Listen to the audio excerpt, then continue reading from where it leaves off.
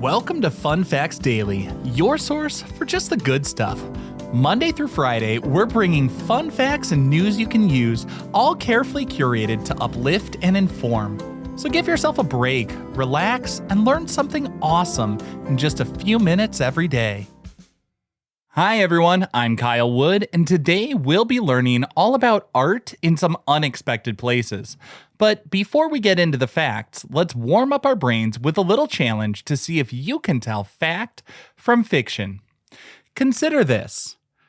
During World War II, the United States Army deployed a special unit of artists, not for propaganda posters or anything to boost morale, but to create inflatable tanks and other props that would create the illusion of a fighting force on the front lines. What do you think? Is this an actual fact or just too good to be true? We'll find out at the end of the episode.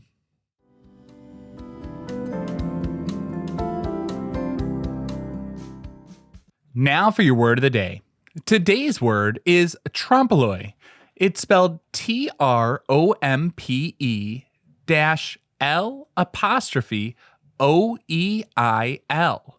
Trompe-l'oeil. Trompe-l'oeil is an art technique that uses incredibly realistic imagery to create optical illusions that trick the eye into thinking the depicted objects exist in 3 dimensions. The term is French and literally translates to deceive the eye.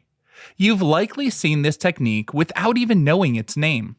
Think of a mural on the side of a flat building that looks like a real balcony with people on it, or a painting on a ceiling that appears to be an open-air dome looking up at the sky. These artists are masters of perspective, shadow, and detail, making flat surfaces appear to have depth and texture that isn't really there. The history of trompe-l'oeil goes all the way back to ancient Greece and Rome. There's a famous story about 2 rival painters, Zeuxis and Parrhasius, who held a contest to see who was the better artist. Zeuxis painted a still life of grapes that appeared so real, birds flew down from the sky to peck on them. Confident in his victory, Zeuxis then asked Parrhasius to pull back the curtain from his own painting, only to discover that the curtain was the painting. Zeuxis admitted defeat because while he had fooled the birds, Parrhasius had fooled a fellow artist. The story perfectly captures the spirit and goal of trompe-l'oeil, to playfully and skillfully mess with our perception of reality.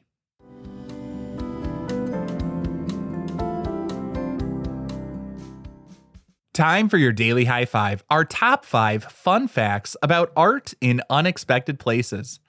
Number 1. During World War I, navies painted warships with wild, dizzying patterns, not to hide them, but to make them hard to target. This bizarre but brilliant form of camouflage was called dazzle camouflage or razzle-dazzle. The idea came from a British marine artist named Norman Wilkinson. He understood that at sea, it was virtually impossible to truly hide a massive, smoke-belching warship, so instead of trying to make the ship blend in with the ocean, he decided to do the exact opposite. He used bold, contrasting stripes, curved and jagged shapes, and jarring colors to make it incredibly difficult for enemy submarines to judge the ship's speed, direction, and distance. The idea was that any enemy looking through the periscope would see a confusing mess of zigzagging lines. Is the ship turning towards you or away? How fast is it going? By breaking up the ship's form, it could trick an enemy torpedo operator into aiming at the wrong spot, causing the torpedo to miss its target completely. It was a life-saving optical illusion on a grand scale, turning entire fleets into floating modern art installations. Of course, as radar technology came about, the dazzle camouflage quickly faded into obscurity. Number 2. There's actually art sitting on the moon. This small 3.5-inch aluminum sculpture is called Fallen Astronaut. It was created by Belgian artist Paul van Hooijdonk and was placed on the moon's surface on August 1st, 1971 by the crew of Apollo 15. Commander David Scott secretly placed the statuette lying on its side in the lunar dust next to a plaque. The plaque lists the names of 14 American astronauts and Soviet cosmonauts who had passed away in pursuit of space exploration. It remains the only human-made memorial on another celestial body. The placement of Fallen Astronaut was done discreetly and without prior public announcement from NASA to ensure it was treated as a solemn memorial rather than a publicity event. The crew wanted to honor their colleagues and rivals alike, recognizing the shared sacrifice made in the name of discovery. While there was some later controversy regarding the artist's desire to sell replicas, the original piece remains a poignant and powerful tribute, a quiet piece of art resting forever in the silent landscape of the moon. And if you want to learn more about that one, check the links in the show notes. I did an episode of my other podcast, Who Arted, about Paul Van Hooydonk and Fallen Astronaut. Number 3. Off the coast of Mexico, there's a breathtaking underwater museum with over 500 life-sized sculptures. It's called the Museo Subacuático de Arte, or MUSA, located in the waters surrounding Cancun.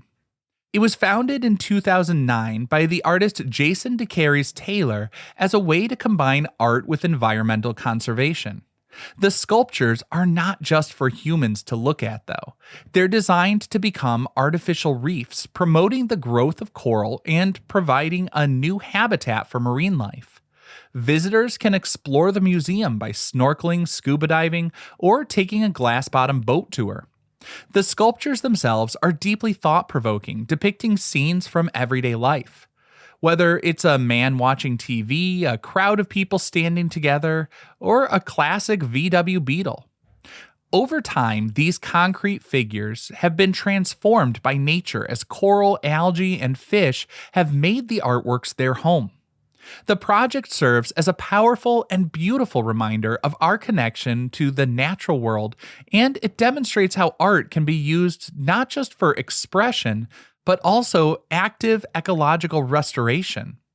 And again, if you want to learn more about that one, check the links in the show notes. I actually got to interview Jason DeCaires Taylor a little while back.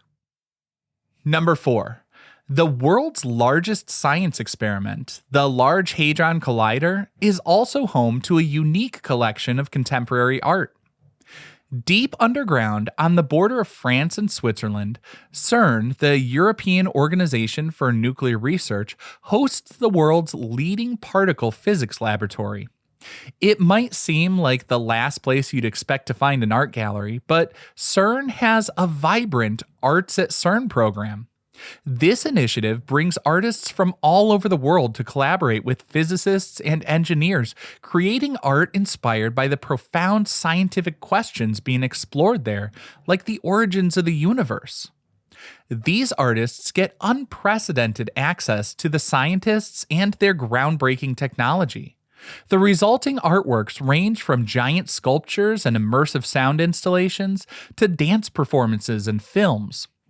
One notable piece, Cosmic Pier, is a sculpture of a human figure balancing on a steel beam that juts out over the massive detector of the CMS experiment. This program creates a beautiful dialogue between two of humanity's most profound quests for understanding, science and art. And our fifth and final fun fact for today, the world's smallest art gallery is located inside a classic red telephone box in a small English village. In the village of Settle, North Yorkshire, an iconic red telephone booth has been transformed into the Gallery on the Green. As traditional phone boxes became obsolete, communities across the UK were encouraged to adopt them and repurpose them. The residents of Settle decided to turn theirs into a public art space. It's fully weatherproof and fitted with lighting, allowing it to host exhibitions 24 hours a day, 365 days a year. Despite its tiny size, it can only hold a few visitors at a time, the gallery hosts a rotating schedule of exhibitions from both local and international artists. The displays have included everything from photographs and paintings to pottery and themed installations. Just goes to show there are great venues for art beyond the museums. It can be something as humble and unexpected as an old phone booth. The gallery on the green is a wonderful example of community creativity and the idea that art can and should be accessible to everyone, everywhere.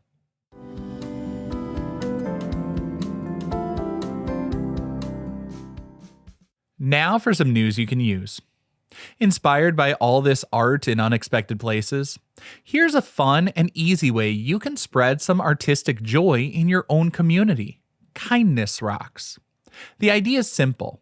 Find some smooth, flat stones, and you can paint them with bright colors, happy images, or uplifting messages.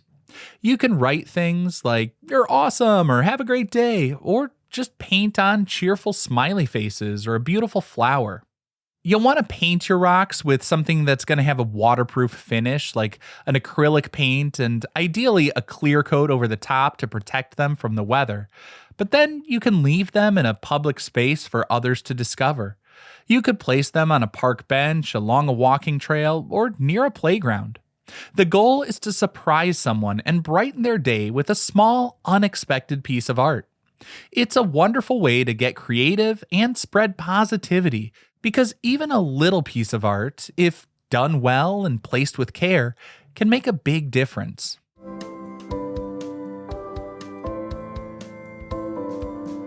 Now for the moment you've been waiting for. At the beginning of the episode, I asked if the US Army actually used a platoon of artists deploying inflatable tanks in World War II. Well, it's hard to believe, but it's a fact. The unit was officially called the 23rd Headquarters Special Troops, but they were better known as the Ghost Army, a top-secret unit made up of over 1,100 artists, actors, architects, and sound engineers, including future fashion designer Bill Blass and the artist Ellsworth Kelly. Their mission was to use creativity as a weapon. They would arrive at a section of the front lines and create the illusion of a massive army getting ready to attack. They used rubber, inflatable tanks, fake trucks, and airplanes that looked real from a distance. But it wasn't just about the look. They had powerful speakers that blasted the sounds of troop movements and tank divisions, and they even sent out fake radio transmissions with misleading information for the enemy to intercept. Their masterful performances are estimated to have saved tens of thousands of lives by drawing enemy units away from real locations of Allied attacks. It was one of the most creative and unusual tactics of the entire war, showing that art is not just pretty pictures in the museum, it can actually be a powerful tool even on the battlefield. Now, I hope you enjoyed learning a bit about art in unexpected places with me today. Be sure to tune in every weekday for even more fun facts. Fun Facts Daily is an Airwave Media podcast. It was written, recorded, mixed, and edited by me, Kyle Wood. Thanks for sharing a part of your day with me. Be sure to follow Fun Facts Daily on your favorite podcast app so you can keep the good stuff coming your way every day. And if you like the show, please do me a favor and leave a kind rating, review, or just tell your friends about it.